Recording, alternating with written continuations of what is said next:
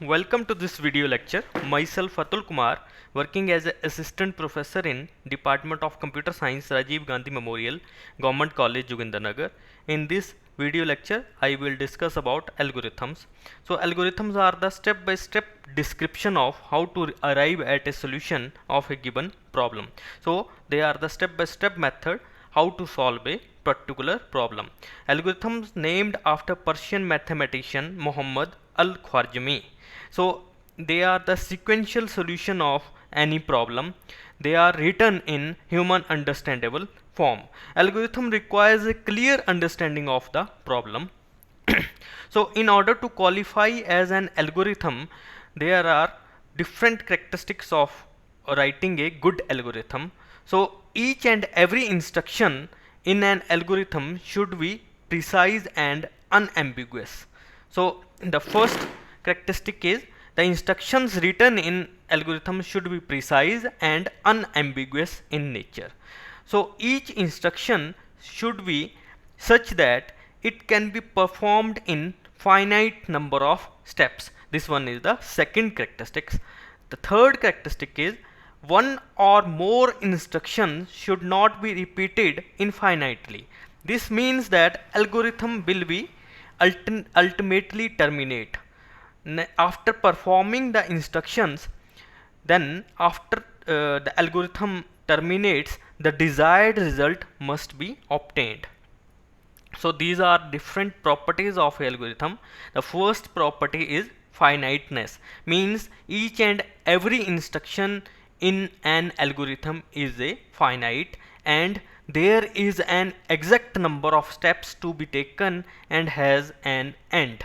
The second property is absence of ambiguity, means that every instruction is precisely described and clearly specified.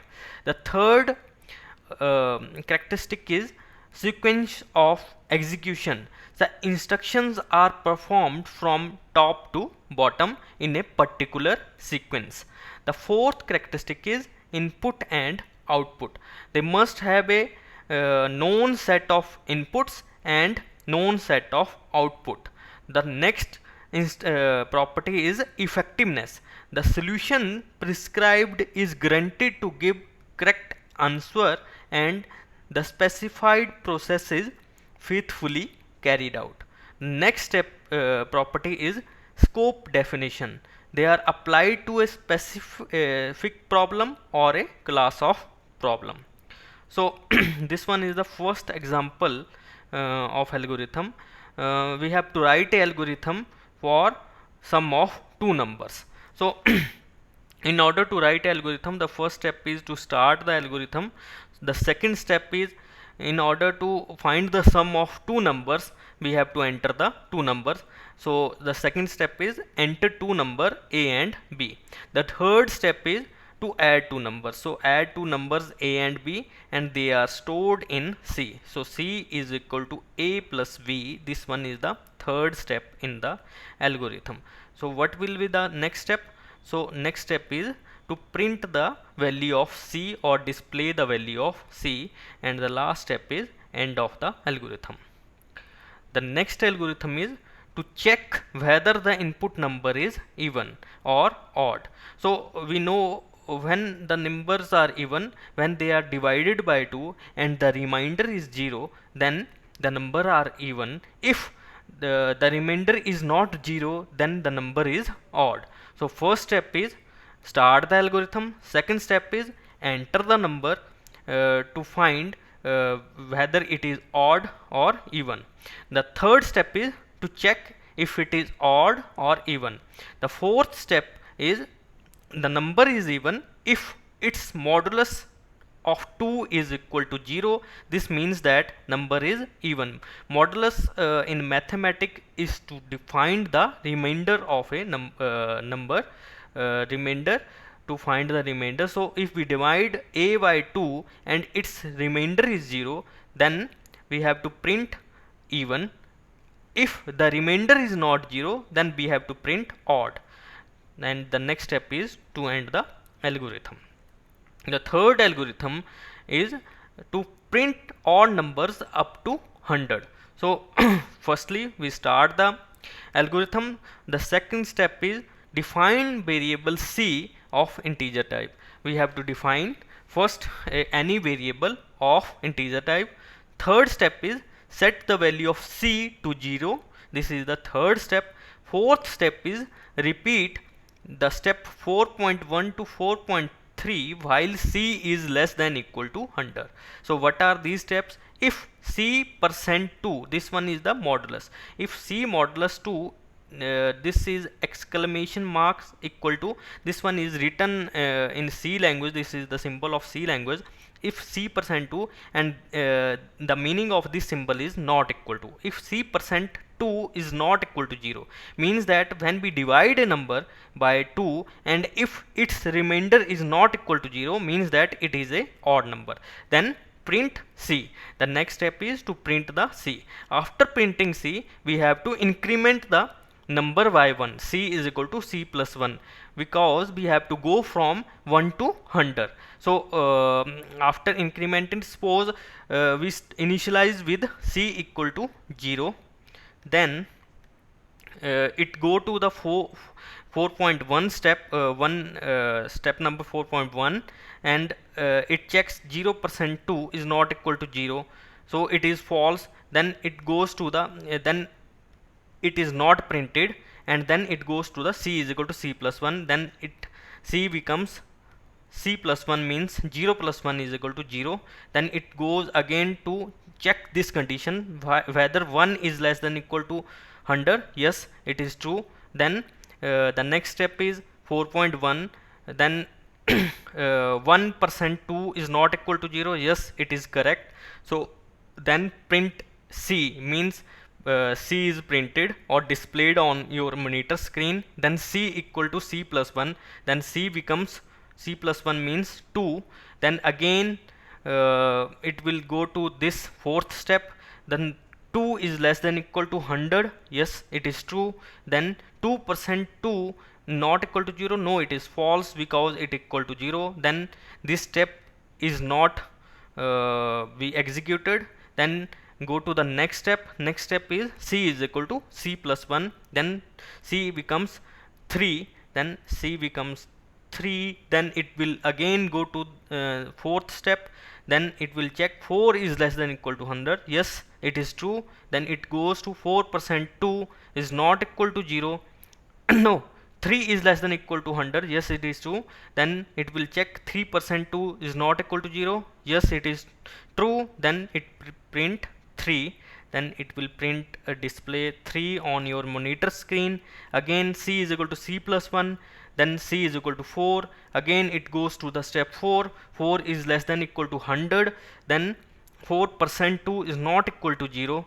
Yes, it is false. Then c is not printed. Then c becomes c plus 1, means 5. And this will continue until c here becomes 100. When c becomes 100, 100 is less than equal to 100. The condition is also true, because here the sign is less than equal to. If the sign is less than, then the condition becomes false. So 100% to not equal to 0, then condition becomes false, and it will not print 100. The value of c is 100. Then c is incremented, and the value of c becomes now 101. When 101 here, 101 less than equal to 100, the condition becomes false, and the system then go out from this steps and go to the step 5, and the step 5 is stop, and we get the desired output of all the numbers, odd numbers up to 100. The next algorithm is to find the largest among three numbers. Suppose we have a is equal to 5, b is equal to 6, and c equal to 4. So we have to find which one is largest among these three numbers. So the step 1 is start the algorithm. Step 2 is input three numbers A, B and C. Step 3 is check whether if A is greater than B, then go to step 4. If A is greater than B, then go to step 4, then it will check in the step 4 if A is greater than C, means if A is greater than B and A is greater than C, means go to step 6. Step 6 is A is largest among B and C, among three numbers, so the output here is A is largest. Now in step 3, if A is greater than B is not true, then we have to go to the step 5, and in step 5 we have to check if B is greater than C. If B is greater than C, then go to the step 7, and in step 7 what will be the output? Output is B is the largest number. And in step 4, if A is greater than C is not true, then go to the step 8, and in step 8 what will be the largest number? C is the largest number, and after getting all we get the output, then stop the algorithm. So suppose we have three numbers, A is equal to 5, B is equal to 6 and C is equal to 4. We have to find the largest among these three numbers. So we have firstly check according to algorithm. If A is greater than B, means 5 is greater than 6. It is true? No, it is not true, as 6 is larger as compared to 5. If A is greater than B, we have not to go to the step 4, we have to go to the step 5. So in step 5, what is? Check if B is greater than C. B here is 6 and C here is 4. Okay, so 6 is greater, yes, it is true. If it is true, then go to the step 7. So in the step 7, what will be the output? B is the largest, so B is equal to 6 is the largest number, and we have to stop here. Next algorithm is we have to find the roots of a quadratic equation ax square plus bx plus c is equal to 0. So we know in order to find the roots of a quadratic equation, we must calculate the discriminant of a that equation, and the formula to find the discriminant is d is equal to b square, this one is square, minus 4ac. So firstly start the algorithm, then in this quadratic equation, to find the roots, we have to just enter the value of a, b and c. So we declare a, b, c. We have to just calculate the discriminant. So discriminant in this we declare capital D. We have to find roots, and roots are declared at x1 or and x2, and we have to find also imaginary roots, and imaginary roots are declared as rp and ip. So in step 2 we declare all the variables which are required in the algorithm to find the roots of a quadratic equation. In step 3 calculate the discriminant. So discriminant is d is equal to b square minus 4ac. So this one is the third step. Fourth step is if d is greater than equal to 0, means if discriminant is greater than equal to 0, then root 1 r1 here, and there is a mistake in writing, typing mistake here. This one is r1, this one is r2, suppose in the algorithm. So r1 is equal to minus b plus square root of d divided by 2a. This one is the formula, as we have to calculate the roots of the quadratic equation. So r1 is equal to minus b plus under root d divided by 2a, and r2 is equal to minus b minus under root d divided by 2a. So these are the two roots. We have actually have a value of minus b, we have a value of d, we have two value of a. So in this algorithm the system put the value of b, d and a and calculate r1 and r2, and then display r1 and r2 as roots. So this one is the this steps will execute if d is greater than equal to 0.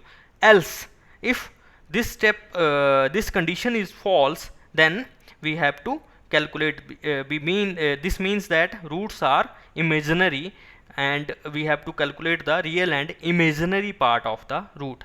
So rp, this one is the real part of a root, and it is the formula of to calculate this is rp is equal to minus b upon 2a, and ip, this one is the imaginary part of the root, and it is equal to under root of minus d divided by 2a. So in this step real and imaginary part of the roots are calculated, and after calculating display the value as rp plus j ip and rp minus j into ip as roots. The next step is to stop the algorithm. So this one is the algorithm to find all the roots of a quadratic equation ax square plus bx plus c equal to 0. So next algorithm is to find the factorial of a given number entered by the user. So factorial, we know that if we want to find the factorial, 4 factorial, so it is equal to 4 into 3 into 2 into 1. So this one is the formula to find the factorial of a given number. So to find the factorial, suppose we have a number n, and we have to find the factorial of n. So n into n minus 1, the formula to find the factorial of a number, into n minus 2, and so on,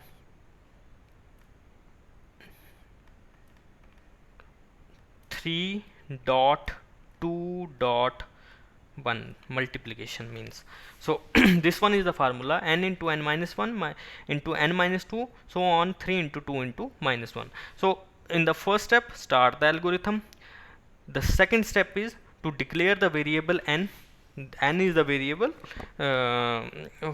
for whom we have to find the factorial of a number, and we have also declare a variable factorial and a number or a variable I. The third step is to initialize the variable. So factorial is initialized of initial value 1, and I is initialized as a value 1. The fourth step is read the value of n. So we have to read the value of n, for which we have to find the factorial. The next step is repeat the step until I equal to n.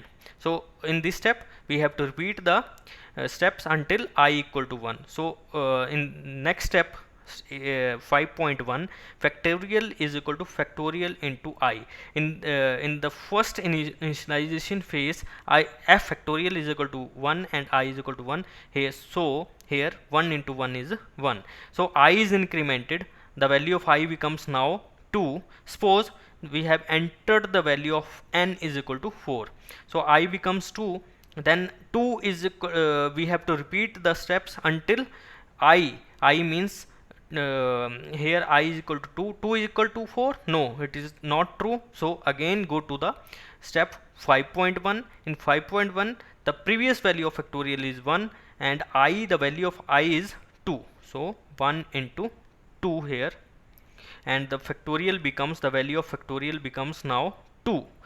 And in the next step the value of I is incremented, the previous value of I is 2, then it is incremented, so it becomes 3.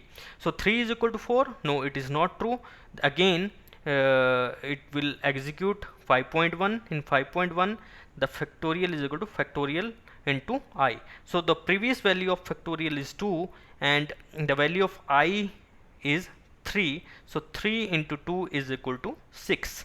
So the in factorial now 6 is stored.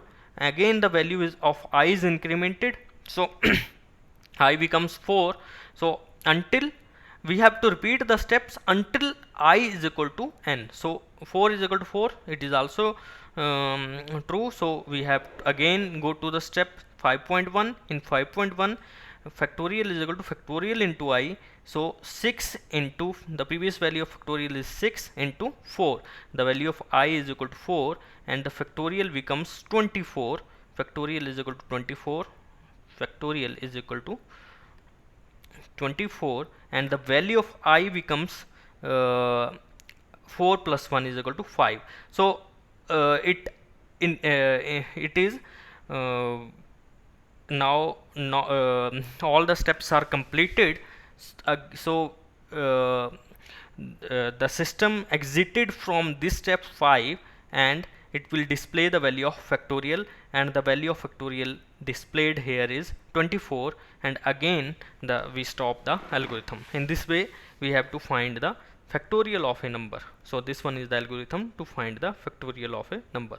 So so you have to write a algorithm. This one is the first assignment. You have to write the algorithm to print all the numbers, even numbers up to 100. The second assignment, you have to write an algorithm to find the smallest among 3 numbers. Thank you for watching this video lecture.